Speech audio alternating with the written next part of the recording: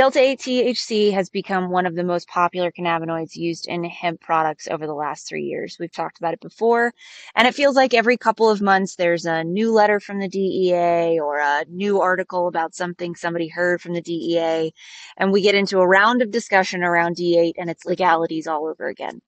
So, in that vein, here's a little refresher on D8 and the legalities around this popular cannabinoid.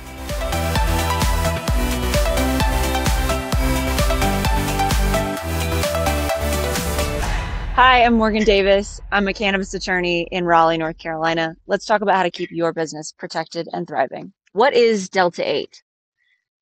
It's a different cannabinoid from Delta-9.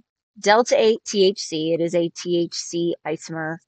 Delta-8 tetrahydrocannabinol is a naturally occurring chemical compound that's found in very small traces in hemp and cannabis. Its popularity comes from the fact, a little bit of history on it, comes from the fact that, its popularity right now comes from the fact that it's very cheap.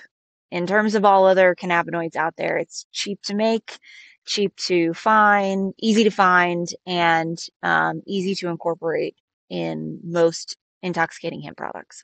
How did D8 become so popular? So a couple of years ago, CBD, when 2018 Farm Bill passes, CBD is like the hottest thing around. Everybody wants to make a CBD product. And at the time, everybody was looking at the next novel. What's the next novel cannabinoid? Is it going to be CBN for sleep? Is it going to be CBG? What's it going to be? But what happened around the same time that this sort of everybody's wondering what the next iteration is going to be, the CBD market tanked. There was so much of it in the market that the price was just in the floor. So there were a bunch of people with surplus. They needed something to do with it. Somebody came up with a way to convert CBD to Delta-8, which is a legal, federal Farm Bill legal, arguably. We're going to get into that in a minute. But at the time, a Farm Bill compliant intoxicating cannabinoid comes in at under 0.3% Delta-9 THC concentration, but still gives you that feeling of getting high. So they started converting the CBD isolate that they had a surplus of en masse into Delta-8 and selling it. And the market went nuts. And now these products are everywhere. And they've taken that process and they've applied it over and over and over again. And now we have Delta-8, Delta-7, Delta-10, HHC, THCP, and the lists go on and on and on. And all of them, or a majority of them, are made kind of in the same process. So let's talk about what that process is. How is Delta-8 made? You take your CBD isolate, you dissolve it into a solvent of some kind. Think heptane or some non-polar organic solvent. Again, if you don't understand those words, I don't either. I'm not a chemist. Just think solvent. All right. You mix the solvent with acid and you stir it. Then you wash and dry this new thing that you've come up with, right? This new mixture that you've come up with, you wash and dry it using another chemical solution. And then you test it. And what should have happened is that the CBD will have degraded to Delta-8. Delta-8 can be found in the hemp and cannabis plants in very small amounts as part of the natural degradation process that occurs in the plant. So essentially what's happening is people take CBD isolate and they are creating the same process that happens in the plant in a lab to create a massive amount of Delta-8, which you can't naturally extract in such large amounts. So that's how we make it. What has happened since it became so popular is the question then became, what is this stuff? Is it legal? Is it really Farm Bill compliant? And in the beginning, the answer we all thought was, or a lot of people thought, some would say they never did, who knows? Doesn't matter. A lot of us thought yes, because the Farm Bill is very clear. If it's less than 0.3% Delta-9 THC, or 0.3% or less, then it is legally compliant. It is hemp, and therefore it is exempted from the Controlled Substances Act. the DEA says not so fast. The DEA in the past 12 months has tilted its head. They have not issued any official opinion on this, but has tilted its head in several communications, both publicly and privately, that they believe Delta 8 is in fact a synthetic THC created in a synthetic process, and therefore it is still a Schedule I controlled substance, meaning it's as illegal as marijuana. Now, obviously, if that's the case, that's a huge concern. Some states under that analysis have banned Delta 8. In fact, at the moment, I think 21 states have either banned it or heavily restricted it.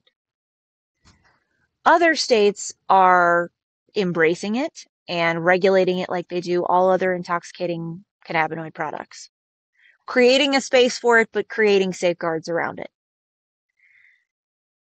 The DEA, and we're all holding our breath to figure out where it's ultimately going to fall when it comes to Delta 8, has been, I would say, historically inconsistent in their position.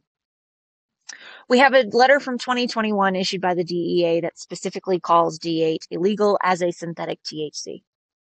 We have another letter from the DEA in 2021 that says as long as it falls under 0.3% Delta-9 THC, it's legal under the Farm Bill.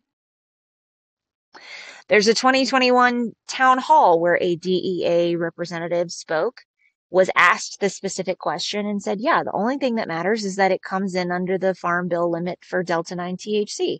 If it does, then it's hemp and it's exempted. Okay. But this year, as we've discussed, there have been several comments made that indicate they no longer believe that, and that more consistently, they believe that D8 is a synthetic. Personally, I think this is a big divergence from the historical analysis of the DEA on what is a synthetic and what is not a synthetic. They don't really even adequately define that. Additionally, the Farm Bill is very specific.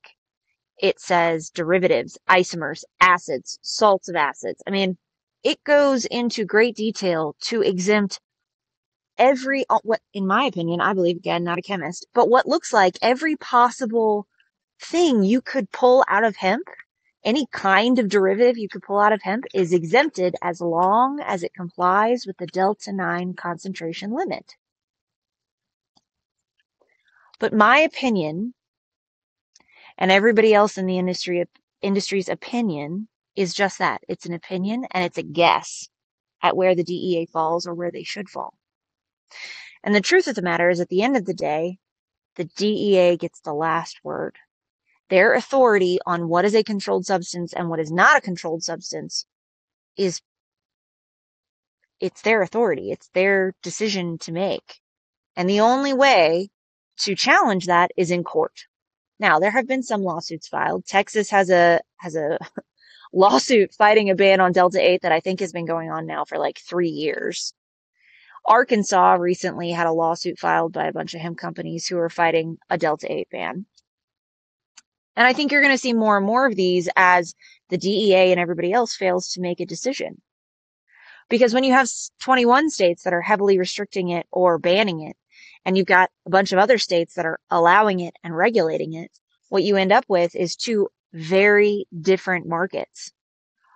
And then you have states that say nothing about it. And so it's everywhere. And there are no standards for it. So if you're a company with a D8 product trying to figure out where to sell your product, that's difficult.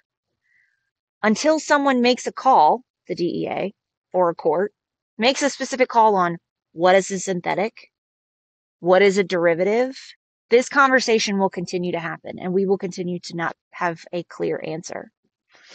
For the hemp industry, that creates a need for constant vigilance and constant monitoring of regulations as they change at both the state and the federal level, which, woof, talk about a bear of a job.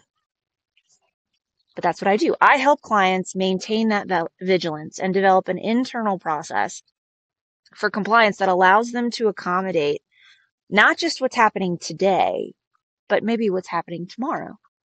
So if you need help wrangling that bear, give me a call.